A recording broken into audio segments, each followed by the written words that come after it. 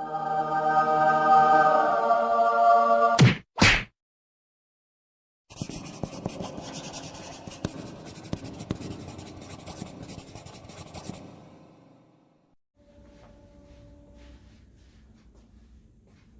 Students, आज हम लोग एक इम्पॉर्टेंट क्वेश्चन का डिस्कशन करेंगे।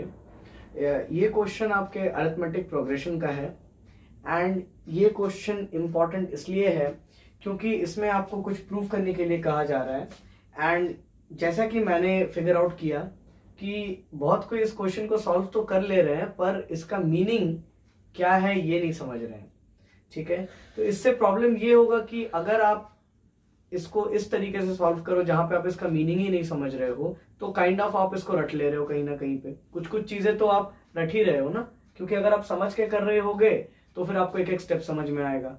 एंड अगर आप याद रख रहे हो चीजों को तो फिर ये कहीं ना कहीं दिक्कत खड़ा कर सकता है अगर आप उन चीजों को भूल जाओ, है ना। क्योंकि अगर ये क्वेश्चन आपसे एग्जाम में पूछ ले एंड फिर अगर आप उसके स्टेप्स भूल जाओ कि क्या करना था क्या नहीं करना था तो फिर दिक्कत हो जाएगा। इसलिए बेटर है हम लोग हमेशा चीजों को समझ लें ताकि हमें याद रखने की जरूरत ही ना पड़े। ठीक है, तो मैं क्वेश्चन लिख दे रहा हूं। मैं पूरा तो वर्ड्स में क्वेश्चन को नहीं लिख रहा हूं पर उसका जो इंपॉर्टेंट पार्ट है ना, उस पर जो चीजें गिवन है मैं उस चीज को लिख दे रहा हूं। ठीक है, कहता है कि there are 2n+1 terms in an AP, है ना। एक अरिथमेटिक प्रोग्रेशन है जिसमें 2n+1 टर्म्स है एंड आपसे कहा गया है कि अगर ऐसा है तो आप प्रूव कीजिए कि इसी एपी का sum of odd terms upon sum of even terms is equal to n+1 upon n। ये चीज आपको प्रूव करना है। ठीक है,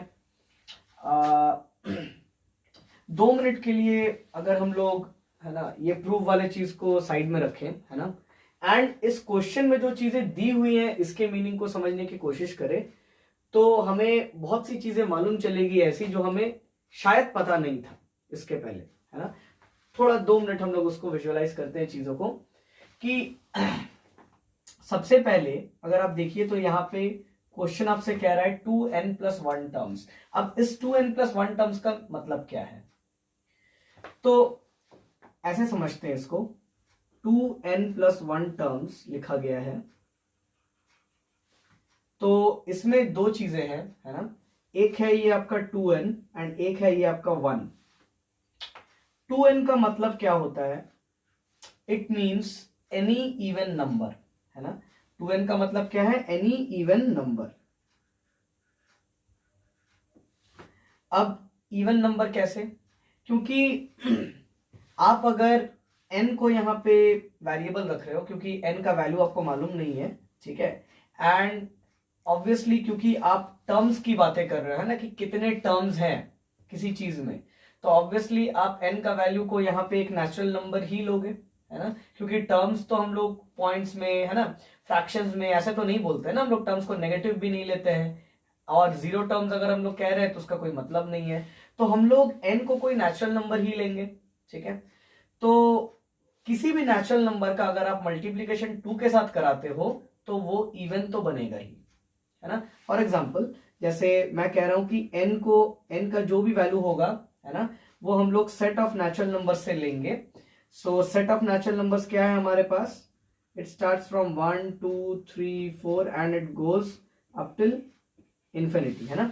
इस तरीके से ये इनफाइनाइट तक जाता है। अब अगर आप n के वैल्यू को इस नेचुरल नंबर के सेट से ले रहे हो तो सपोज हम लोग कह देते हैं for n equal to 1, let us suppose n equal to 1, है ना। n इक्वल टू 1 पे 2n का वैल्यू क्या है, तो 2 into 1 this will give you 2, मतलब एक इवन नंबर दे रहा है ना। अच्छा, और अगर कुछ वैल्यूज हम लोग लेते हैं, n का वैल्यू सपोज 2 है ना, तो n इक्वल टू 2 पे 2n का वैल्यू क्या आएगा, 2 into 2 दैट इज 4, है ना। और कुछ हम लोग लेके देख सकते हैं, n इक्वल टू 3 पे 2 into n का वैल्यू क्या आएगा, 2 इंटू 3 दैट इज 6। इसका मतलब क्या है कि इससे हमें यही पता चल रहा है कि आप n का कोई भी वैल्यू लो, जैसे कि यहाँ पे मैंने n का एक ऑड वैल्यू लिया था, है ना, from the set of natural numbers मैंने n का एक ऑड वैल्यू लिया था, एंड जब मैंने उसको 2 के साथ मल्टीप्लाई करा दिया तो जो मुझे एंड रिजल्ट मिला वो मुझे इवन मिला। यहां पर देखिए मैंने n को एक इवन नंबर लिया था from the set of natural numbers, and जब मैंने उसका मल्टीप्लाई 2 के साथ करा दिया तो मुझे एंड रिजल्ट इवन ही मिला। एंड फिर से एक और एग्जांपल, हमने n का वैल्यू 3 लिया again from the set of natural numbers. ये जो 3 है वो एक ऑड नंबर है, पर जब मैंने उसका मल्टीप्लीकेशन 2 के साथ करा दिया दैट इज 2n हमने किया तो हमें एंड रिजल्ट 6 मिला विच इज अगेन इवन।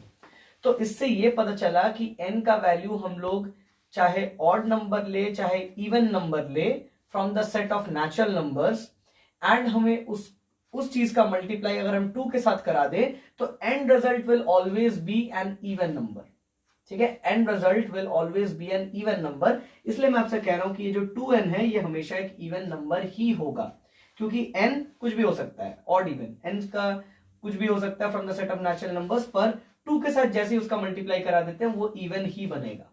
ठीक है, अच्छा ये बात हमने समझा कि ये 2n इवन नंबर है, पर ये जो 1 है ये क्या है? 1 तो 1 है ना, 1 में तो कोई राज छुपा हुआ है नहीं, 1 इज 1।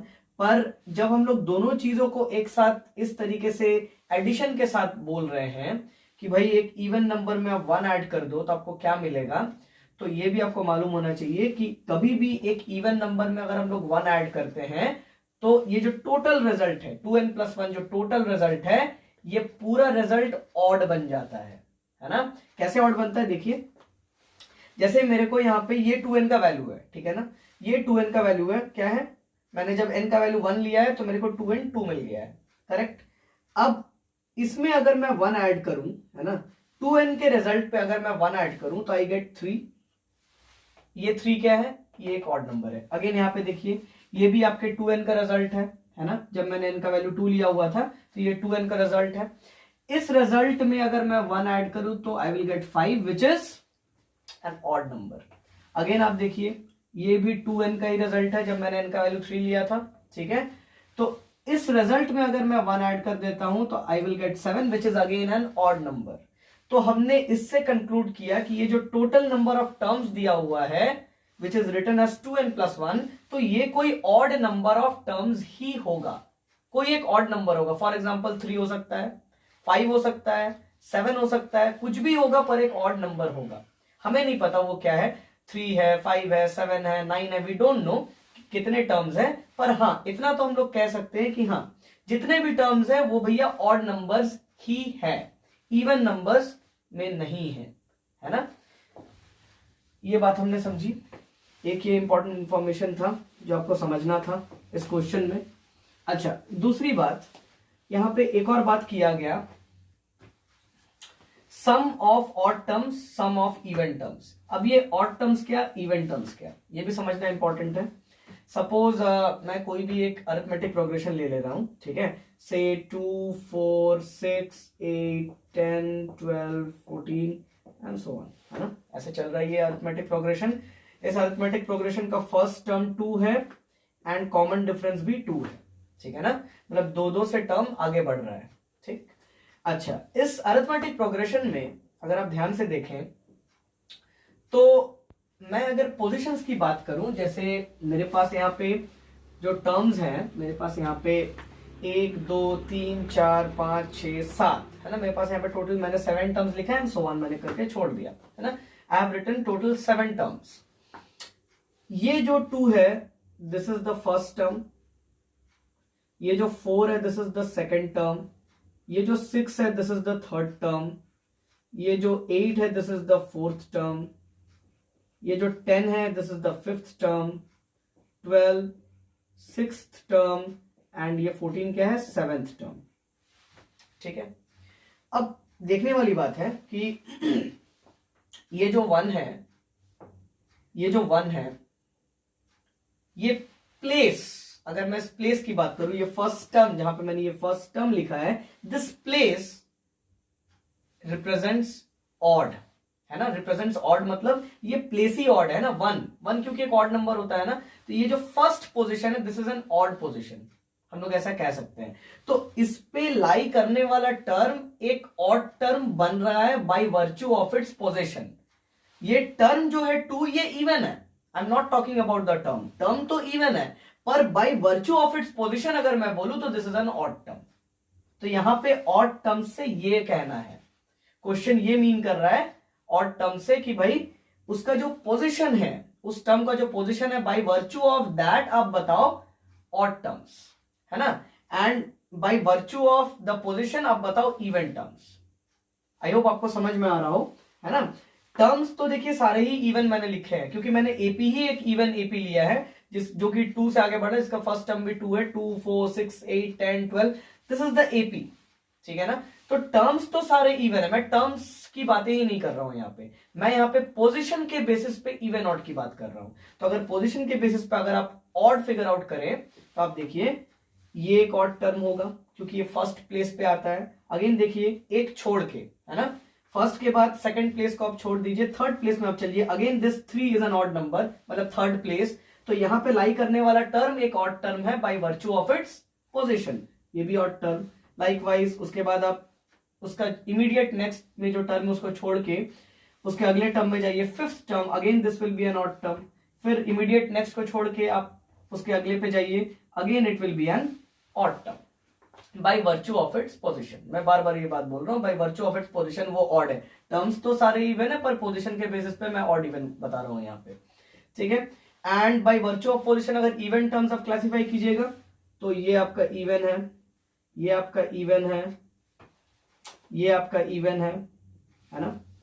तो यहां पे बेसिकली हमारे पास 3 इवन टर्म्स हमें दिख रहे हैं, करेक्ट, 4 ऑड टर्म्स हैं, 3 इवन टर्म्स है, ओके। तो ये बात हमने समझा, ऑड एंड इवन से क्या मतलब है ना, bye virtue of position odd and even हम लोग यहाँ पे कह रहे हैं, ये हमने समझा, ओके। और कुछ कुछ बातें जो आपको मालूम हो क्योंकि उसके बिना ये क्वेश्चन बना पाना थोड़ा मुश्किल हो जाता है एंड फिर आप चीजों को रटोगे, जो मैंने आपको पहले ही कहा कि आप चीजों को मेमोराइज कर लोगे, आप नहीं समझोगे तो, है ना। तो जानना जरूरी और कुछ कुछ चीजें जैसे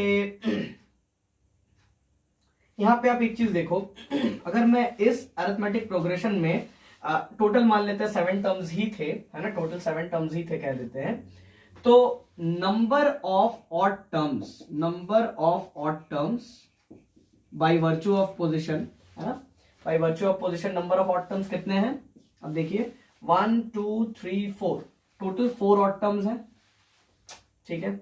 अच्छा, नंबर ऑफ इवन टर्म्स कितने हैं बाय वर्च्यू ऑफ पोजीशन, अगर आप ध्यान से देखिएगा 1 2 3 इवन टर्म्स है, ठीक है। एक और एपी एग्जांपल में हम लोग लेते हैं, सपोज 3 6 9 12 15, ठीक है। एक और एपी हमने लिया 3 6 9 12 15, इस एपी का फर्स्ट टर्म 3 है एंड इस एपी का कॉमन डिफरेंस भी 3 है ना। बेसिकली मैंने 3 का टेबल लिख दिया, किसी भी नंबर का टेबल एक अरिथमेटिक प्रोग्रेशन ही होगा क्योंकि टेबल में सेम डिफरेंस से हम लोग आगे बढ़ते हैं ना, तो किसी भी नंबर का टेबल एक अरिथमेटिक प्रोग्रेशन ही होता है, ठीक है, ओके। तो ये भी एक अरिथमेटिक प्रोग्रेशन ही है, मैंने 3 का टेबल लिखा है बेसिकली। अब यहाँ पे अगेन आप देखिए कि इसमें अगर हम लोग ऑड टर्म्स की बातें करें बाय वर्च्यू ऑफ पोजीशन, तो आप ध्यान से देखिए, ये फर्स्ट प्लेस पे आया ये टर्म, तो ये एक ऑड टर्म है, ये सेकंड प्लेस पे आया, ये एक इवन टर्म होगा, ये थर्ड प्लेस पे आया, ये एक ऑड टर्म होगा, ये फोर्थ प्लेस पे आया, ये एक इवन टर्म होगा, एंड ये फिफ्थ प्लेस पे आया, ये एक ऑड टर्म होगा।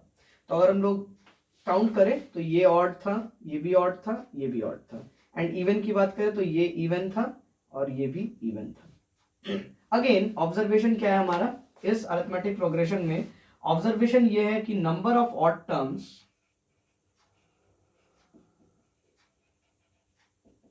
हमारे पास 1 2 3 3 ऑड टर्म्स है, नंबर ऑफ इवन टर्म्स हमारे पास 1 2 2 है। ठीक है, तो कुछ कुछ चीजें आप समझ पा रहे होगे, कुछ कुछ चीजें आप देख रहे हो कि कुछ एक चीज तो आपने नोटिस किया होगा। अभी तक हमने 2 एग्जांपल लिया, आपने एक चीज तो नोटिस किया होगा। एक और एग्जांपल लेते हैं, उसके बाद हम लोग बात करेंगे कि क्या चीज मैं नोटिस करने की बात कर रहा था यहाँ पे। ठीक है, एक और एग्जांपल लेते हैं, से छोटा सा ले लेते हैं, है ना, 4 8 12। ठीक है, 4 8 12, मैंने 4 का टेबल लिखा अप टिल 3 टर्म्स। ठीक है ना, यहाँ पे तो बहुत ही आसान है। This is the first term, ठीक है, this is the second term and this is the third term, correct. अब इसमें ये जो फर्स्ट टर्म है bye virtue of its position ये ऑड टर्म है, एंड ये जो थर्ड टर्म है bye virtue of its position ये भी ऑड है, एंड इस पे इवन सिर्फ ये है ना, इस पे इवन सिर्फ एक ही टर्म है। तो अगर हम लोग इसका नंबर ऑफ ऑड टर्म्स लिखें तो 1 2 2 odd terms, number of even terms लिखें तो 1। तो देखने वाली बात है कि इस एग्जांपल में, this is example number 1, this is example number 2 and this is example number 3। इस एग्जांपल में जहां पे हमारे पास टोटल नंबर ऑफ टर्म्स कितने थे, इस एग्जांपल में हमारे पास टोटल 7 टर्म्स थे, है ना। इस एग्जांपल में हमारे पास टोटल 7 टर्म्स थे। तो जब 7 टर्म्स थे हमारे पास, तो नंबर ऑफ ऑड टर्म्स 4 आया, नंबर ऑफ इवन टर्म्स 3 आया। ठीक है, अच्छा, जब हमारे पास 5 टर्म्स थे तब हमारे पास नंबर ऑफ ऑड टर्म्स 3 आया, नंबर ऑफ इवन टर्म्स 2 आया। जब हमारे पास 3 टर्म्स थे तब हमारे पास नंबर ऑफ ऑड टर्म्स 2 आया, नंबर ऑफ इवन टर्म्स 1 आया बाय वर्च्यू ऑफ पोजीशन। देखने वाली बात है कि हर जगह पे ऑड टर्म्स जितने भी हैं उससे एक कम है इवन टर्म, है ना। हर एग्जांपल में ऑड टर्म्स जितने भी हैं उससे एक कम है इवन टर्म। जैसे इस एग्जांपल में ऑड टर्म्स 4 थे तो इवन टर्म एक कम 3 है। इस एग्जांपल में ऑड टर्म्स 3 थे तो इवन टर्म्स एक कम है 2 है। इस एग्जांपल में ऑड टर्म्स 2 थे तो इवन टर्म, है ना, इवन नंबर ऑफ टर्म्स एक कम है, दैट इज 1। ठीक है ना, तो हर एक एग्जांपल में ये एक मार्क करने वाली बात है जो कि रिपीट हो रहा है ना। तो ये आप एक ऑब्जर्व करने वाली बात समझ सकते हो, क्योंकि ये एक इंपॉर्टेंट चीज भी होने वाला है, क्योंकि हम लोग अभी इसको यूज करेंगे अपने कैलकुलेशन में फर्दर। तो आप इस बात को नोट करके रख सकते हो कि नंबर ऑफ ऑड टर्म्स जो होगा, ठीक है, वो इवन टर्म से एक ज्यादा होगा, मैं ऐसे कह दूं, या फिर मैं ऐसे कह दूं कि जो नंबर ऑफ इवन टर्म्स होगा वो नंबर ऑफ ऑड टर्म्स से एक कम होगा। कैसे भी मैं इस बात को कह सकता हूं, है ना। अच्छा, वो भी कब, ये भी देखने वाली बात है, जब मैं ऑड नंबर ऑफ टर्म्स की बात कर रहा हूं, जब टोटल एपी में, पूरे एपी में नंबर ऑफ टर्म्स ऑड है। नंबर ऑफ टर्म्स ऑड मतलब मैंने स्टार्टिंग में समझाया, 3 टर्म, 5 टर्म, 7 टर्म, कोई भी एक ऑड नंबर होगा तो टोटल टर्म्स जो है उनका गिनती, टोटल टर्म्स कितने हैं उनका गिनती, वो एक ऑड नंबर है। ठीक है ना, जब ऐसा है तब आपको ये देखने के लिए मिल जाएगा कि उसमें से ऑडली प्लेस टर्म्स, जो ऑड पोजीशंस पे आए टर्म्स जितने हैं उससे हमेशा एक कम होगा जो टर्म्स इवन पोजीशंस पे प्लेस होंगे। ये जो प्रॉपर्टी मैंने अभी दिखाया कि ऑड नंबर ऑफ टर्म्स एक ज्यादा होगा इवन से, ये हमेशा ऑड नंबर ऑफ टर्म्स वाले एपी के लिए ही ये चीज वैलिड है ना। अभी हम लोग इसको सबसे पहले नोट करेंगे, ये क्योंकि वर्थ नोटिंग पॉइंट है। ठीक है, इसको आप नोट कीजिए। अच्छा, और भी कुछ कुछ बातें जो मुझे यहां पे आपको समझानी है। Again let us consider N arithmetic progression. Late us suppose, वही हम लोग एक आसान सा ले लेते हैं, 2 4 6 8 10 12 14। ठीक है, अगेन हमने 7 टर्म्स वाला अरिथमेटिक प्रोग्रेशन ले लिया। नाउ यहां पे एक चीज आप देखिए, अगर मैं इस अरिथमेटिक प्रोग्रेशन से, जो यहां पे जो अरिथमेटिक प्रोग्रेशन लिखा हुआ है, इस अरिथमेटिक प्रोग्रेशन से अगर मैं 2 अरिथमेटिक प्रोग्रेशंस और बनाना चाहूं, ठीक है, 2 अरिथमेटिक प्रोग्रेशंस और बनाना चाहूं, एक ऑड पोजीशंस पे जो टर्म्स है उनका एंड एक इवन पोजीशंस पे जो टर्म्स है उनका, तो जो भी प्रोग्रेशंस बनेंगे, है ना, वैसे करने से वो अरिथमेटिक ही होंगे। ऐसा क्यों होगा ये हम लोग अभी समझेंगे, देखेंगे कि भाई कॉमन डिफरेंस सेम जा रहा है ना, हर टर्म में जो जो हर एक सक्सीडिंग टर्म आएगा प्रीसीडिंग टर्म से उसका डिफरेंस सेम होगा, ठीक है, ये हम लोग देखेंगे। और एक और बात जो आपको समझाना है यहाँ पे कि हमने जब 7, है ना, हमने जब 7 टर्म्स देखा तो इसमें हमने नंबर ऑफ ऑड टर्म्स 4 बताया and number of even terms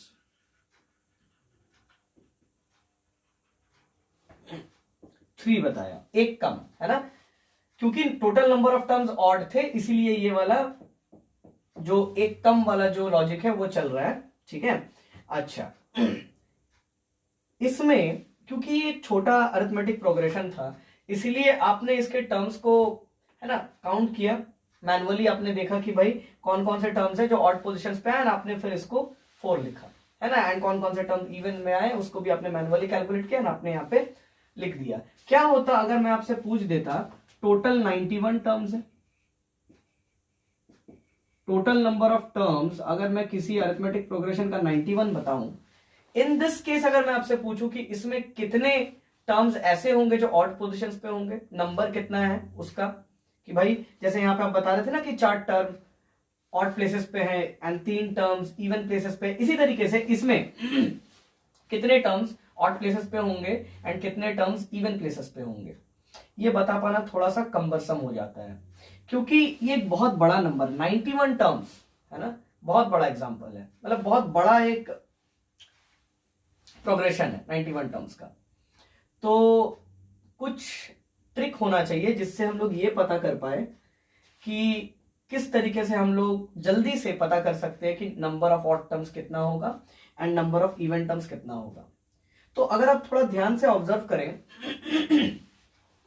ये जो नंबर 4 है ना, ये नंबर 4 मैं कैसे बना सकता हूं, अब ध्यान से देखिए, मेरे पास यहां पे टोटल नंबर ऑफ टर्म्स इस अरिथमेटिक प्रोग्रेशन में मेरे पास टोटल नंबर ऑफ टर्म्स 7 था, तो अगर मैं उस 7 में, अगर मैं उस टोटल नंबर ऑफ टर्म्स 7 में अगर 1 ऐड करके रिजल्ट को डिवाइड बाय 2 कर देता हूं, ठीक है, तो मेरे को क्या मिलता है 8 divided by 2 and which is 4।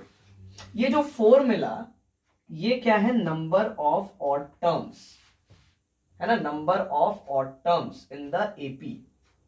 क्या ये दूसरे एपीज के लिए भी वैलिड था, जितना हमने एग्जांपल में लिया, जितने भी ऑड टर्म्स के एपी हमने एग्जांपल में लिए, क्या उन सबके लिए ये फॉर्मूला वैलिड था? जी हाँ, वैलिड था। देख लेते हैं, सपोज इसी एपी को मैं कम टर्म्स के लिए कर देता हूं, है ना, 2 4 6 8 एंड 10, मैंने 5 टर्म्स तक ही इस एपी को लिखा, ठीक है। अब आप देखिए, अगर मैं आपसे पूछूं ऑड नंबर ऑफ टर्म्स कितने हैं, तो अभी हमने पीछे देखा था कि जब हमारे पास टोटल 5 टर्म्स हैं एपी में, तो ऑड टर्म्स हमारे पास थे 3 एंड इवन टर्म्स एक कम था। एक कम वाला लॉजिक इसलिए क्योंकि टोटल नंबर ऑफ टर्म्स जो है वो ऑड है। टोटल नंबर ऑफ टर्म्स कितना है? टोटल नंबर ऑफ टर्म्स हमारे पास यहाँ पे 5 है ना, total number of terms 1 2 3 4 5, total 5 terms है, इसीलिए ये एक कम वाला लॉजिक चल रहा है। ये मैं आपको बार बार बता रहा हूं, ठीक है, क्योंकि ये बहुत ही इंपॉर्टेंट बात है, काम आएगा आपको, ठीक है। तो इसमें देखने वाली बात है कि ये जो नंबर 3 है, ये जो ऑड नंबर ऑफ टर्म्स का जो नंबर है, ये क्या हम लोग इसी सेम लॉजिक से निकाल सकते थे? देखते हैं। तो टोटल नंबर ऑफ टर्म्स जितने भी हैं उसमें आप +1 कीजिए एंड डिवाइडेड बाय 2 कीजिए, तो आपको मिल जाएगा रिजल्ट 3। एंड यस, यहां पर भी ये लॉजिक काम किया, एंड ये लॉजिक हर ऑड नंबर वाले टर्म्स के एपी के लिए वैलिड है, ठीक है। तो इस लॉजिक से हम लोग, अगर कोई आपसे पूछे टोटल नंबर ऑफ टर्म्स 91 है ना, 91 एक ऑड नंबर है, आप सबसे पहले ये फिगर आउट कर लो, 91 is an odd number. Now अगर मुझसे पूछा जा रहा है कि इसमें total odd number of terms कितने होंगे, तो मैं कुछ नहीं करूंगा, मैं 91 में 1 ऐड करूंगा एंड टोटल रिजल्ट को डिवाइड बाय 2 कर दूंगा, है ना। And this will give me 92/2 which is 46, ठीक है, विच इज 46, मतलब 46 ऐसे टर्म्स होंगे जो ऑड होंगे। और अगर कोई आपसे इसी में पूछ दे कि इवन टर्म्स कितने होंगे, तो अगेन वो जो एक कम वाला लॉजिक है, क्योंकि ये टोटल नंबर ऑफ टर्म्स तो आपके ऑड नंबर्स है ना, 91 टर्म्स है, तो this is an odd number, इसीलिए वो एक कम वाला लॉजिक भी इसमें काम करेगा कि नंबर ऑफ इवन टर्म्स कितने होंगे, जितना आपको ऑड आया उस पर आप -1 कर दो, दैट इज 45। तो 45 इसमें इवन टर्म्स होंगे, है ना, इवन नंबर ऑफ टर्म्स इसमें 45 होंगे। अगेन मैं बता रहा हूं इवन एंड ऑड मैं बाय वर्च्यू ऑफ पोजीशन बोल रहा हूं, टर्म्स इवन हो सकते हैं, टर्म्स से कोई लेना देना नहीं, मैं bye virtue of position odd and even बता रहा हूं, ठीक है। ये कुछ कुछ बातें हमने समझी। और इसमें एक बात जो मैं आपको बता रहा था अभी थोड़ा देर पहले कि अगर मैं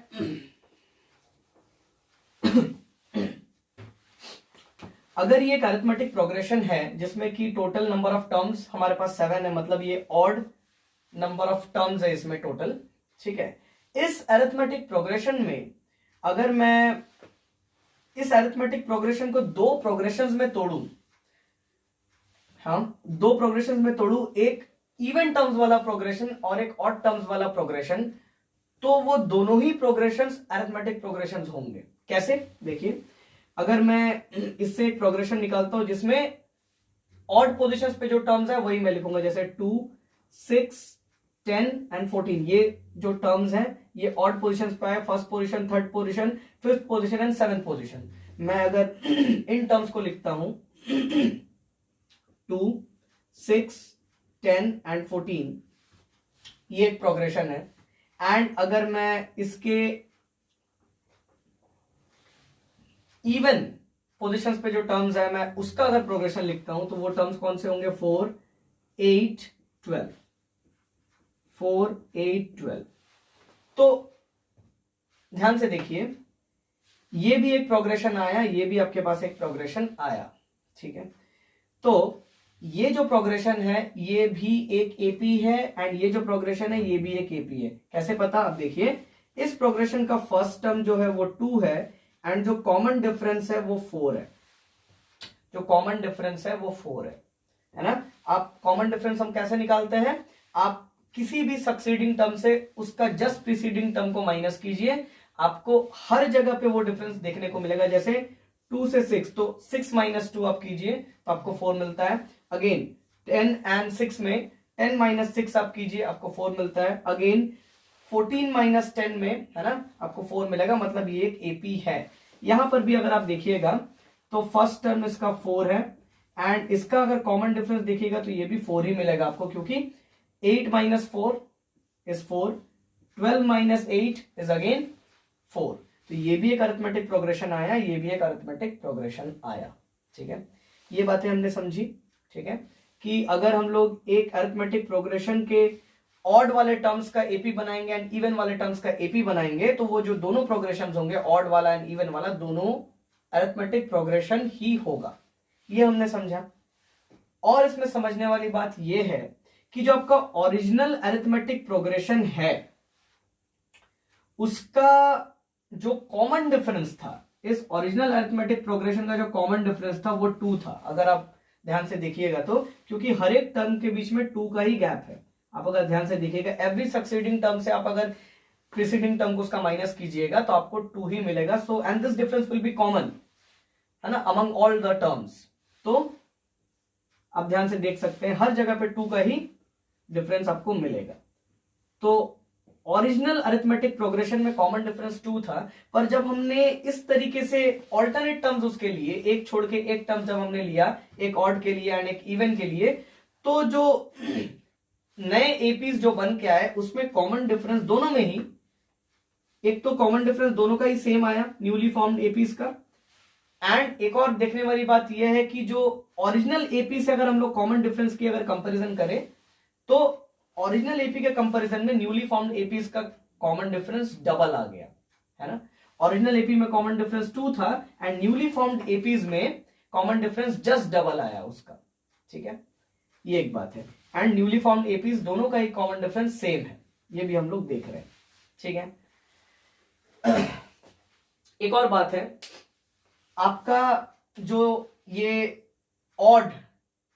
ऑडली प्लेस जो टर्म्स थे उसका जो एपी है उसका जो फर्स्ट टर्म है एंड जो आपका ओरिजिनल गिवन एपी का जो फर्स्ट टर्म है वो सेम है ना, 2 2 हो गई bye virtue of its position. ये ऑडली प्लेस था तो इसी से अरिथमेटिक प्रोग्रेशन शुरू भी हुआ था, एंड जब हमने ऑड टर्म्स वाला एपी बनाया तो उसी टर्म से हम लोग शुरू करेंगे।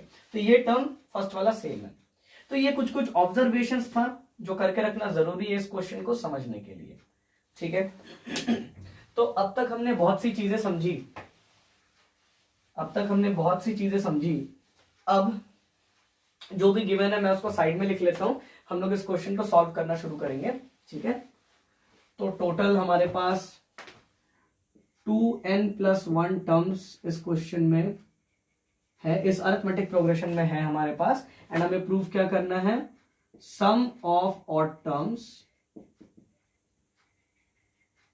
Upon sum of even terms is equal to n+1 upon n, ये हमें प्रूव करना है, ठीक है।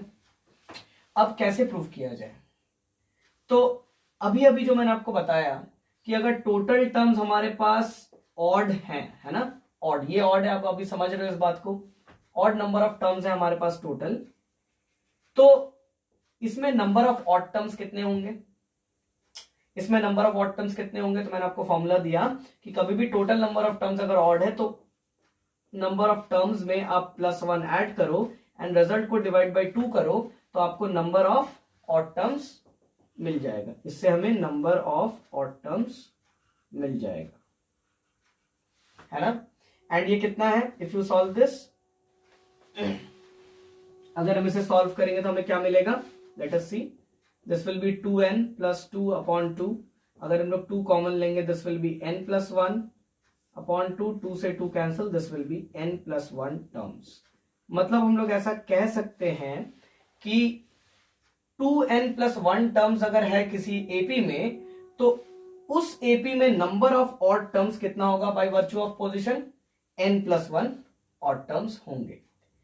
एंड अगर इवन टर्म्स की अगर हम लोग बात करें, इवन टर्म्स कितने होंगे, है ना, ये ऑड है, इवन टर्म्स कितने होंगे अगर हम लोग बात करें, तो मैंने आपको बताया क्योंकि total number of terms odd है तो हम इवन टर्म्स कैसे निकाल सकते हैं, ये number of odd terms -1, number of odd terms -1, that is number of odd terms हमारे पास n+1 आया था, इस पे आप -1 कर दीजिए तो आपको नंबर ऑफ इवन टर्म्स इस एपी में मिल जाएगा, this will B n+1 -1 which is n, ठीक है। तो इसमें number of even terms n है, ठीक है, ये बातें हमने समझी। तो हम लोग सिर्फ रिजल्ट को नोट कर लेते हैं, ये कैलकुलेशन हम लोग इरेज कर देते हैं।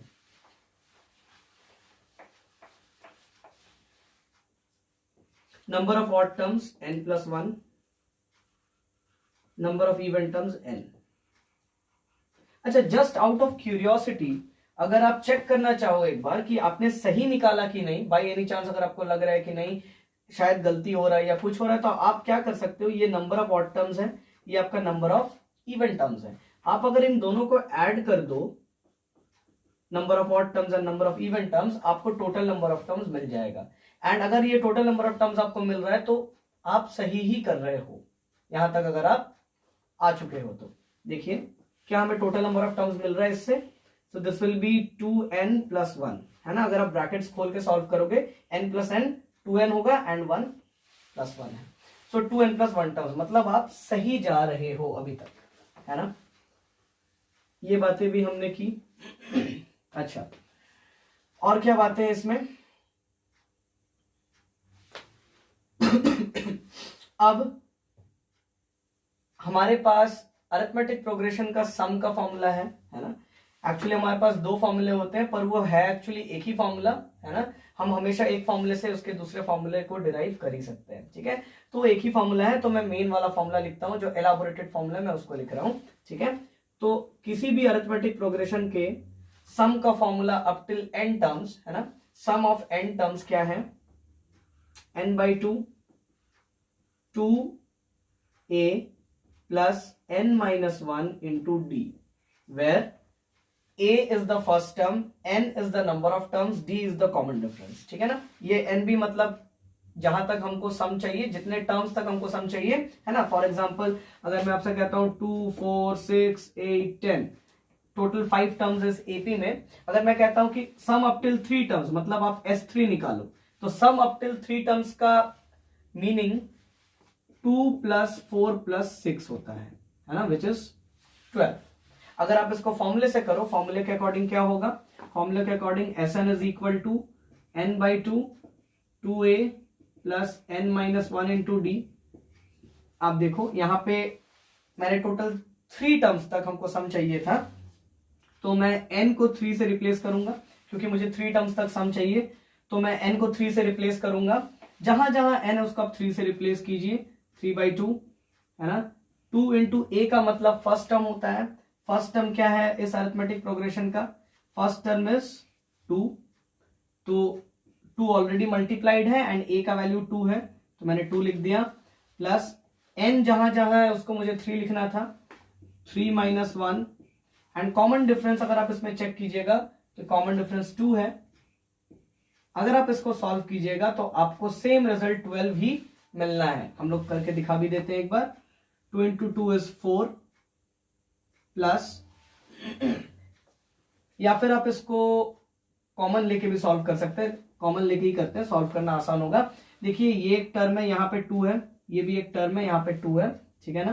तो मैं यहां से 2 कॉमन अगर लूंगा तो यहाँ पे 2 बचेगा, प्लस यहां से अगर मैं 2 कॉमन लूंगा तो यहाँ पे 3 - 1 2 ही बचेगा, ठीक है। ये 2 से ये 2 कैंसिल हो सकता है, and this will give me 2 + 2 4, which is 4 × 3 = 12। अगर आपको ये कॉमन लेने वाला लॉजिक नहीं समझ में आ रहा तो आप इसको नॉर्मली भी सॉल्व कर सकते हैं, ठीक है। आप इसको नॉर्मली भी सॉल्व कर सकते हैं इस तरीके से,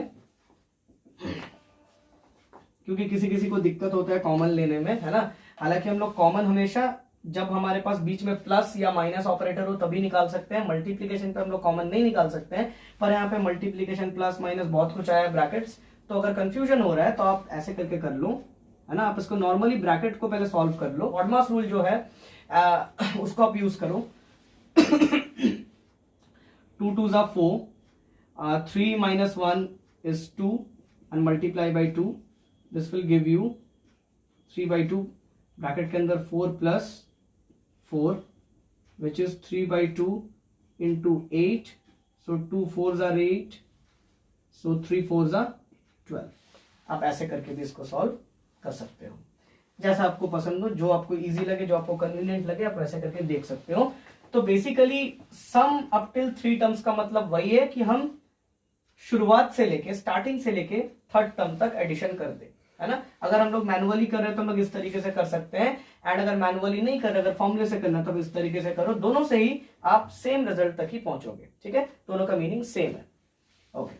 ये हमने समझा। अब तो किसी भी अरिथमेटिक प्रोग्रेशन का सम का जो फॉर्मूला है वो ये है। नाउ यहां पे हमारे पास, क्योंकि हमने 2 अलग अलग एपीज बना लिए हैं, मैंने अभी बताया कि ये एक ऑड वाला जो बनेगा प्रोग्रेशन वो भी एपी होगा, एंड जो इवन वाला प्रोग्रेशन बनेगा वो भी एपी ही होगा, क्योंकि मैंने अभी कॉमन डिफरेंस करके भी दिखाया था, कॉमन डिफरेंस सेम आ रहा था दोनों में, ठीक है। एंड ओरिजिनल एपी के कंपेरिजन में कॉमन डिफरेंस डबल आ रहा था, ये भी हमने देखा था, ठीक है। तो मैं किसी भी एक एपी का first term and common difference को डिफाइन कर देता हूं, क्योंकि ये बात आपको मालूम हो कि किसी भी अरिथमेटिक प्रोग्रेशन का अगर हमें फर्स्ट टर्म मालूम है एंड उसका कॉमन डिफरेंस मालूम है, then I can find the whole AP, है ना। मैं पूरा एपी खोज सकता हूं, बस शर्त यह है कि आपको उसका फर्स्ट टर्म एंड उसका common difference A and D, ये 2 चीज उस एपी का अगर आपको मालूम है, you can find the whole AP. कोई भी टर्म आप निकाल सकते हो, जितने भी टर्म्स तक मर्जी आप उस एपी को निकाल सकते हो। तो ये दोनों चीज का मिलना इंपॉर्टेंट है।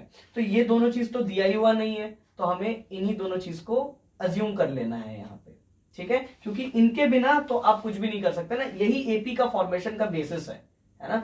तो आपको कम से come first term and common difference तो मालूम होना ही चाहिए। तो इसीलिए हम लोग किसी एक एपी का रादर हम लोग ये ऑड वाले एपी का ही कर लेते हैं, ठीक है। तो ऑड वाले एपी का है ना, मैं ऑड वाले एपी के लिए कर रहा हूं, let the first term be, मैं कैपिटल A1 लिख लेता हूं, कैपिटल ए से डिनोट कर रहा हूं, ठीक है, A1, या मैं सिंपली A लिख लूं तो भी चलेगा। अभी मैं आपको थोड़ा देर में समझाऊंगा कि मैं A सिंपली क्यों लिख रहा हूं, मैं A1 भी ले सकता था, ठीक है, पर मैं A लिख रहा हूं। मैं थोड़ा देर में आपको इस बारे में बताऊंगा कि मैं A क्यों लिख रहा हूं, ठीक है। Let the first term be A and the common difference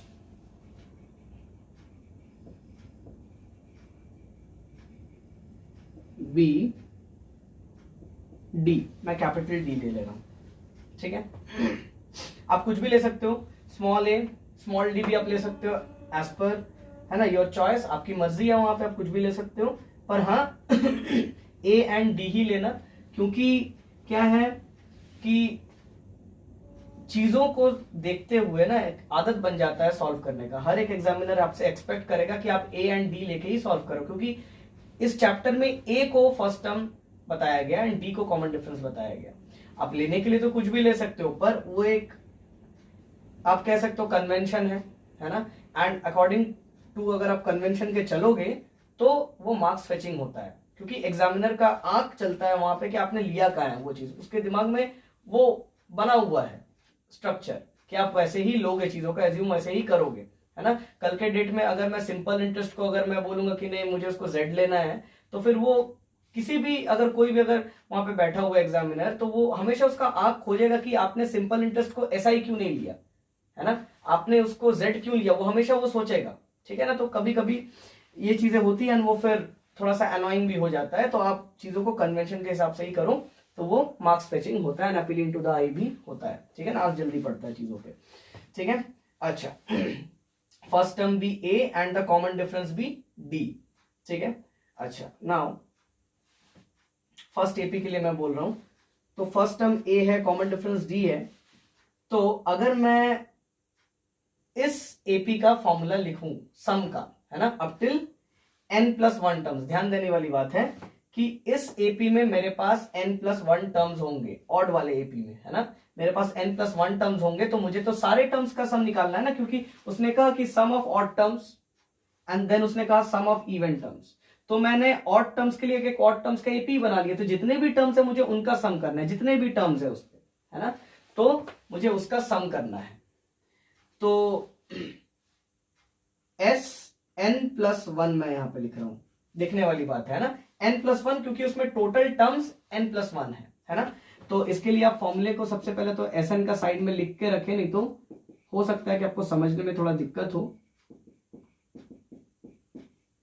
ये है एक एपी के n टर्म्स के सम का फॉर्मूला, ठीक है, दिस इज D, ठीक है। तो यहां पे एपी में मैं ये, क्योंकि जनरलाइज्ड आपको एक फॉर्मूला दिया हुआ है, उसमें मान लिया गया कि टोटल एपी में n टर्म्स है, तो मैं यहां पे जो बता रहा हूं एपी में n+1 टर्म्स है, तो कुछ भी चेंज नहीं होगा, कंसेप्ट वही रहेगा। आप ध्यान से देखिए, अगर यहाँ पे n था तो मैंने n/2 किया था, तो यहाँ पे अगर n+1 है तो मैं n+1/2 करूंगा, ठीक है। देयर आफ्टर 2 इंटू, यहाँ पे आप ध्यान से देखिए ए को उसने फर्स्ट टर्म डिफाइन किया, उसने स्मॉल में दिया, ठीक है, हमने यहाँ पे कैपिटल में अज्यूम किया फर्स्ट टर्म को, है ना, तो हम लोग फर्स्ट टर्म को कैपिटल A यहाँ पे लिख देते, जो भी हमने अज्यूम किया उसके बेसिस पर हम लोग यहाँ पे लिख रहे हैं। मोरओवर आगे प्लस है हमारे पास, उसके बाद n-1, अब ये n है, यहाँ पे n क्यों है, क्योंकि हमने n टर्म्स का सम निकालना था, यहां पर भी n था, यहां पर भी n था, यहां पर भी n था, और यहां पे तो हम n+1 टर्म्स का सम निकालना चाह रहे हैं, तो जहां जहां n था उसको n+1 से रिप्लेस करेंगे, तो यहां पे n+1, यहां पे n+1 और यहां पर भी n के जगह पे n+1 हम लोग लिखेंगे, ठीक है, n के जगह पे हम लोग n+1 लिखेंगे, एंड उसके बाद -1 भी है, उसको भी हम लोग को लिखना पड़ेगा। ये मैंने देखा है कि बहुत कोई यहाँ पे कंफ्यूज हो जाते हैं कि n+1 लिख के फिर क्या लिखे, क्योंकि वो सोचते हैं कि हमें तो n-1 लिखना था, फिर हम यहाँ पे n+1 लिख रहे हैं, तो ये कुछ गड़बड़ हो रहा है। नहीं, गड़बड़ कुछ नहीं हो रहा है, आपको समझना है कि यहाँ पे जो होता है वो हम लोग यहां पर भी लिखते हैं एंड वही सेम चीज हम लोग यहां पर भी लिखते हैं। एंड यहाँ पे जो वो चीज लिखेंगे उससे हमको -1 करना है। आप इसको ऑब्जर्व करते हुए करोगे काम को। अगर आपको दिक्कत हो तो आप इस तरीके से साइड में लिख लो, जो एक्चुअल फॉर्मेट है उसके बेसिस पे ऑब्जर्वेशन करते हुए करो। ओके, देयर आफ्टर हमारे पास डी मल्टीप्लीकेशन में उसने डी को स्मॉल में डिफाइन किया होगा, तो हमने यहाँ पे कॉमन डिफरेंस को कैपिटल ले लिया है डी, तो हम लोग यहाँ पे कैपिटल डी से रिप्रेजेंट कर दे रहे हैं। ठीक है, ये हमने किया। तो दिस इज द फॉर्मूला। अब ये थोड़ा सा सिंप्लीफाई हो सकता है, +1 -1 है ना, तो इसको हम लोग जितना सिंप्लीफाई हो सकता है इसको हम लोग सिंप्लीफाई कर देते हैं। 2a प्लस +1 -1 ये हट जाएगा एंड ये nd हो जाएगा। आई होप यहां तक आपको समझ में आया होगा। मैंने सिंपली इसको सॉल्व किया और मैंने कुछ नहीं किया। ये यहाँ पे +1 -1 सॉल्व हो रहा था, बस मैंने उतना ही किया और कुछ नहीं किया मैंने। ये आपको मिल रहा है। ठीक है, sum of n+1 terms, odd वाले एपी का सम ऑफ n+1 टर्म्स, जितने भी टर्म्स थे उसमें उसका सम ये आ रहा है। अब हमें दूसरा चीज क्या निकालना है, सम ऑफ इवन टर्म्स। अब देखने वाली बात है कि अगर मैं उस वाले एपी के लिए, उस इवन टर्म्स वाले एपी के लिए वापस से अगर मैं डिफाइन करूं फर्स्ट टर्म, मैं वापस से डिफाइन करूं कॉमन डिफरेंस, तो मेरे पास नंबर ऑफ वेरिएबल्स बढ़ते रहेंगे। एंड ये क्वेश्चन में ऐसे ही आपको जो गिवन है वो कम है ना, जो भी चीजें दी हुई है बहुत ही लिमिटेड चीजें दी हुई है, बस आपको एक यही चीज गिवन है, बाकी तो आपसे उसने प्रूव करने के लिए कह दिया सीधा सीधा। ठीक है ना, यही एक चीज गिवन है। एंड अगर आप इसमें भी वेरिएबल्स को अगर आप इंक्रीज करोगे, जैसे मैंने ऑलरेडी 2 वेरिएबल इंक्रीज और कर दिया, मैंने फर्स्ट टर्म ए ले लिया है, मैंने कॉमन डिफरेंस डी ले लिया है। जब तक मुझे वैल्यू नहीं मालूम है तब तक तो हम लोग और फंसते रहेंगे ना चीजों में। एंड अगर मैं अगर एक इवन वाले एपी के लिए भी अगर मैं फर्स्ट टर्म को सपोज a' ले लेता हूं एंड कॉमन डिफरेंस को d' ले लेता हूं, तो वो चीज क्या होगा, प्रॉब्लमेटिक होगा। वो चीजें अननोन जो चीजें होंगी वो बढ़ते चल जाएंगी एंड आप सॉल्व करने के लिए फिर आपको बहुत दिक्कत होगा इस सवाल को। तो हम लोग क्या करते हैं कि कुछ है ना, जो भी हमने a एंड d अज्यूम किया था ऑड वाले एपी के लिए, उसी से हम लोग कुछ कोशिश करते हैं a एंड d के टर्म्स में ही, अगर हम लोग उसका भी सम का फॉर्मूला लिख पाए तो। अगर लिख पाते हैं तो हमारे लिए बहुत ही अच्छा हो जाएगा, सॉल्व करने के लिए कैंसिल करने में आसानी हो जाएगा हमें, है ना। ट्राई करते हैं, देखते हैं क्या होता है। ठीक है, तो समझने वाली बात है कि मैं यहां पे लिख रहा हूं, समझने वाली बात है कि जो हमारा इवन वाला एपी है उसमें ये जो एपी है, अब ध्यान से देखिए, मैं सबसे पहले एक नॉर्मल सा एपी लिखता हूं उसको समझाने के लिए। आप देखिए 2 4 6 8 10 12 14 है ना, मैंने वापस से वही 7 टर्म्स वाला एपी लिख लिया। अब समझिए, इसमें से जो ऑड वाला एपी बना होगा वो क्या बना होगा, 2 6 10 14, ये ऑड टर्म्स का एपी बना होगा। एंड इसमें से जो इवन टर्म्स का जो एपी बना होगा वो क्या बना होगा, 4 8 एंड 12 है ना, ये एपी बना होगा। अगर मेरे पास ये 7 टर्म्स का एपी दिया होता है, इससे मेरे को ऑड टर्म्स का एपी बनाना होता है, इवन टर्म्स का एपी बनाना होता, तो यही एपी दोनों बने होते।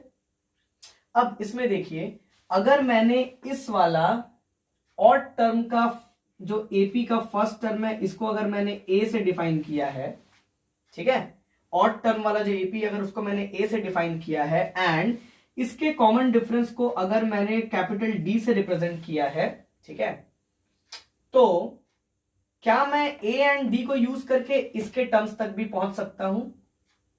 ध्यान से देखिए, क्या मैं ए एंड डी को यूज करके इसके टर्म्स तक भी पहुंच सकता हूं। तो देखने वाली बात है कि पहुंचा जा सकता है, पर कैसे। ध्यान से देखिए, ये क्योंकि ऑड टर्म्स वाला एपी था, तो इसका first term and original given AP का जो फर्स्ट टर्म है वो तो सेम है।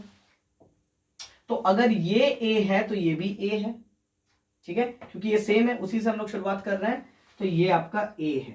ओरिजिनल एपी में भी ये ए ही है। देयर आफ्टर ओरिजिनल एपी में जो इसका सक्सीडिंग टर्म है, मतलब जो इस टर्म का जो नेक्स्ट टर्म है, या फिर मैं कह लूं जो सेकंड टर्म है, वो टू के कॉमन डिफरेंस से आगे बढ़ा है ना, टू के कॉमन डिफरेंस से आगे बढ़ा है, इस टर्म से इस टर्म में टू का कॉमन डिफरेंस, अगेन इससे इस टर्म में टू का कॉमन डिफरेंस, तो ओरिजिनल एपी का जो कॉमन डिफरेंस है वो टू है ना, टू से आगे बढ़ रहा है। एंड न्यूली फॉर्म्ड एपी का जो कॉमन डिफरेंस है वो फोर से आगे बढ़ रहा है, दोनों ही न्यूली फॉर्म्ड एपी में कॉमन डिफरेंस फोर से ही आगे बढ़ रहा है। तो अगर मैं आपसे पूछूं, मेरे पास अगर ए अवेलेबल है, ठीक है, जिसको कि मैंने ऑड टर्म्स का एपी का फर्स्ट टर्म बताया था ए को, है ना, ए को मैंने डिफाइन किया था as the first term of the AP of odd numbers, है ना, ऑड नंबर्स वाले एपी का जो फर्स्ट टर्म है उसको मैंने ए लिया था, एंड मैंने अभी भी बोला कि इसका जो फर्स्ट टर्म है ओरिजिनल एपी का भी फर्स्ट ही टर्म होगा, ए ही है। तो ओरिजिनल एपी में अगर आप यहां पे हो एंड आपको इस टर्म से इस टर्म में जाना है, फोर में जाना है, तो आप क्या करोगे? अगर आपको टू से फोर में जाना है तो आप क्या करोगे? आप कहोगे भाई टू से फोर में हम टू ऐड करके चले जाएंगे, है ना, टू से फोर में हम टू ऐड करके चले जाएंगे, या फिर आप कहोगे ए में, क्योंकि ए आपका टू है, ए में हम कितना ऐड करेंगे? ओरिजिनल एपी का कॉमन डिफरेंस, ओरिजिनल एपी का common difference that is two. पर मैं अभी आपको बोला कि मुझे कुछ भी चीज अगर डिफाइन करना है तो बेटर ये होगा कि मैंने जो ए एंड डी लिया है उसी के बेसिस पे करूं। पर ए तो चलो सेम हो गया, पर डी तो सेम नहीं है ना, मैं इसमें डी को कैसे करके ऐड करूं? मैं यहां पे डी कैसे करके लूं? ये जो मैंने डी डिफाइन किया कैपिटल, इस डी के रेस्पेक्ट में मैं यहां पे कैसे सेकंड टर्म डिफाइन करूं? इस ओरिजिनल एपी का मैं सेकंड टर्म कैसे डिफाइन करूं इस डी को लेते हुए? तो आप ध्यान से देखिए, मैंने आपको अभी भी बताया कि कभी भी अगर आप इस तरीके से ऑल्टरनेट टर्म्स का एपी बनाओगे, एक जो गिवन एपी है उससे अगर आप ऑल्टरनेट टर्म्स को उठा उठा के अगर एपी बनाओगे तो कॉमन डिफरेंस डबल हो जाता है ना, हमने देखा कॉमन डिफरेंस डबल हो जाता है। इसका मतलब अगर मैं ओरिजिनल एपी का फर्स्ट टर्म में हूं एंड मैंने ये न्यूली फॉर्म्ड एपी का कॉमन डिफरेंस को डी बताया है एंड मुझे यहां पे डी ही के टर्म्स में लिखना है कोई चीज, ठीक है, तो मैं डी बाई टू अगर कर दूं, डी बाई टू, तो मुझे ये फोर मिलेगा, सेकेंड टर्म मिल जाएगा इस ओरिजिनल एपी का। फिर से सुनिए, ये बात बहुत इंपॉर्टेंट है, समझने वाली है कि देखिए मैंने ए एंड डी जो डिफाइन किया है वो मैंने ऑड टर्म्स वाले एपी के लिए डिफाइन किया, ऑड नंबर ऑफ टर्म्स वाले एपी के लिए मैंने डिफाइन किया है, ठीक है। तो अगर ऐसा है ना, मैंने जो ऑडली प्लेस टर्म्स था उसका जो मैंने एपी बनाया उसके लिए मैंने ए एंड डी डिफाइन किया, ठीक है। फायदा ये था कि इसका ए एंड इसका ए सेम था, ऑड वाला एपी एंड जो ओरिजिनल एपी दोनों का ए सेम था फर्स्ट टर्म, पर दोनों का कॉमन डिफरेंस में अंतर था। दोनों का कॉमन डिफरेंस में अंतर यह था कि जो न्यू वाला एपी था उसका कॉमन डिफरेंस जस्ट डबल था ओरिजिनल वाले एपी के कॉमन डिफरेंस से। मैंने क्या किया कि मैंने तो इसी ये जो न्यूली फॉर्म्ड एपी है इसी का मैंने ए एंड डी डिफाइन किया, मुझे ए एंड डी के टर्म्स में ही लिखना है। तो मैंने क्या किया कि मैंने ओरिजिनल एपी का first term and newly formed AP का फर्स्ट टर्म सेम है तो मैंने उसको लिख दिया। अब मुझे इस टर्म से इस टर्म में जाना है, ओरिजिनल एपी में मुझे इस टर्म से इस टर्म में जाना है, पर मुझे कॉमन डिफरेंस इसका यूज करना है। तो ऑब्वियसली क्योंकि इसका कॉमन डिफरेंस डबल है ओरिजिनल एपी के कंपैरिजन में, ये न्यू एपी का कॉमन डिफरेंस ओरिजिनल एपी के कॉमन डिफरेंस के कंपैरिजन में डबल है, तो मैंने क्या किया कि मुझे तो यहां पे जस्ट उसका हाफ कॉमन डिफरेंस लेना चाहिए ना। अगर मुझे 2 से 4 में जाना है तो अगर मैं ये डी वाला कॉमन डिफरेंस लूं तो फिर मैं 4 में नहीं पहुंचूंगा, मैं तो 6 में पहुंच जाऊंगा। तो मुझे तो 4 में पहुंचना है, तो मुझे हाफ कॉमन डिफरेंस लेना पड़ेगा। जो भी मैंने डिफाइन किया कैपिटल डी में उसका अगर हाफ कॉमन डिफरेंस लूं तब ना मैं इस टर्म से इस टर्म में जा पाऊंगा ओरिजिनल एपी में। तो मैंने वही किया, मैंने हाफ कॉमन डिफरेंस ले लिया एंड मैं 4 तक पहुंच गया। आप चेक कर सकते हो, ए का मतलब यहां पे भी 2 ही है एंड डी क्योंकि मैंने 4 डिफाइन किया था तो 4/2, तो इसको अगर आप सॉल्व करोगे 2 2 जा 4, दिस विल गिव यू 4, मतलब मैं इस टर्म तक पहुंच रहा हूं। तो मैंने ए एंड डी को यूज करके मैंने सेकंड जो एपी है उसका भी फर्स्ट टर्म बना दिया, क्योंकि सेकंड एपी का फर्स्ट टर्म तो यहां से शुरू होगा ना, यहां से शुरू होगा ना सेकंड एपी का। सेकंड एपी मतलब जो हमारा इवन वाला एपी था उसका फर्स्ट टर्म तो यहां से शुरू होगा ना। तो मैंने वही ए एंड डी जिसको कि मैंने ऑड वाले एपी के लिए यूज किया था, उसी को यूज करते हुए उसी के टर्म्स में, ए एंड डी के टर्म्स में मैंने इवन वाले एपी का भी फर्स्ट टर्म बना दिया कुछ इस तरीके से, a plus D by two के फॉर्म में। आई होप ये बात आपको समझ में आया होगा।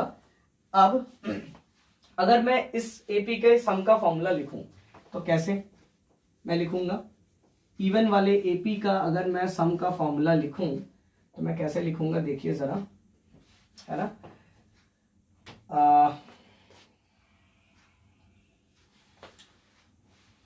इवन वाला जो एपी है उसमें टोटल हमारे पास n टर्म्स ही है ना उसमें हमारे पास टोटल n टर्म्स ही है। तो उसका फॉर्मूला कुछ इस तरीके से हम लिख सकते हैं Sn, क्योंकि उस पे n टर्म्स ही है तो ये तो n बाई टू होगा, क्योंकि ये ओरिजिनल जैसे ही चलेगा। पर देखने वाली बात ये है कि 2 इंटू हमें क्या करना पड़ता है, जो भी फर्स्ट टर्म होता है उस एपी का। तो इवन वाला एपी का फर्स्ट टर्म हमने अभी अभी बताया ए एंड डी के टर्म्स में क्या था, ये था। तो मैं इसको ऐसे लिख लेता हूं, a plus D by two, ये हमारा फर्स्ट टर्म है ना। ये हम सम का फॉर्मूला लिख रहे हैं। सम के फॉर्मूले में हम लोग यहाँ पे 2 इंटू फर्स्ट टर्म लिखते हैं। तो फर्स्ट टर्म क्या है, a plus D by two, है ना। First term a plus D by two है हमारा इवन वाला एपी का, ठीक है। उसके बाद हम लोग क्या करते हैं, प्लस n माइनस वन। यहाँ पे n क्योंकि n ही है तो उसको हम लोग चेंज नहीं कर रहे हैं, n माइनस वन ही लिख रहे हैं। एंड उसके बाद जो d है वो तो मैंने आपको बता ही दिया कि सेम होगा d, जो इवन वाला जो एपी है उसका d एंड जो ऑड वाला एपी है उसका d, दोनों ही एपी का जो कॉमन डिफरेंस है वो सेम आएगा। हमने करके भी देखा, एग्जांपल्स भी लिया हमने। तो हमने जो यहाँ पे d डिफाइन किया था उसको अगर हम लोग यहाँ पर भी यूज करेंगे तो उस पर कोई भी असर नहीं पड़ेगा, क्योंकि हमने ऑड वाले के लिए d डिफाइन किया था, हमने ये फिगर आउट किया कि इवन वाले के लिए भी d सेम ही आना है, ठीक है ना। एंड ये हमेशा सेम आता है, ठीक है। तो हम लोग वही d को इस्तेमाल वहां पर भी कर सकते हैं। तो अब क्या है कि नंबर ऑफ अननोन क्वांटिटीज का देखिए जो काउंट है वो कम है ना। अगर हम लोग यहां पर भी एक अलग a dash d dash define करते तो चीजें कॉम्प्लिकेट होती, चीजें सॉल्व नहीं होती, है ना। तो चीजें कॉम्प्लिकेट करके कोई फायदा नहीं है, आप उसको सिंप्लीफाई करने का कोशिश करो। आपने जो एक वेरिएबल ले लिया, आपने जो एक चीज डिफाइन कर दिया, कोशिश करो कि उसी के टर्म्स में बाकी के चीजों को भी आप डिफाइन करो, तभी तो आप दोनों चीजों को रिलेट करके कुछ अगर कैंसिल होगा तो आप कैंसिल कर पाओगे, है ना। नहीं तो आप फंस जाओगे, बहुत से वेरिएबल्स दिखेंगे आपको वहां पे, आप कुछ नहीं सॉल्व कर पाओगे at the end of the day, ठीक है। इसको अगर हम लोग थोड़ा सा सिंप्लीफाई कर ले, n बाई टू, इसको अगर थोड़ा सा सिंप्लीफाई करें तो हमको यहाँ पे क्या मिलेगा, 2a plus b and this will B nd minus d, हमें ये मिलेगा, है ना। हमने बस सिंपल, हमने अंदर में क्या किया, कुछ नहीं, हमने इसको बस सॉल्व किया है। आप चेक कीजिए, 2 इंटू ए 2a, 2 ये इसके साथ भी मल्टीप्लाई होगा, ये इसके साथ भी मल्टीप्लाई होगा। सो 2 into A 2a, 2 into D by two, 2 से 2 कैंसिल हो जाएगा तो d बचेगा, प्लस यहां पर भी n से d मल्टीप्लाई होगा एंड 1 से भी d मल्टीप्लाई होगा। तो n से जब d मल्टीप्लाई होगा एंड d, माइनस का minus, and 1 into D is d। इसमें आप देखिए प्लस d माइनस d 0 हो जाएगा, है ना।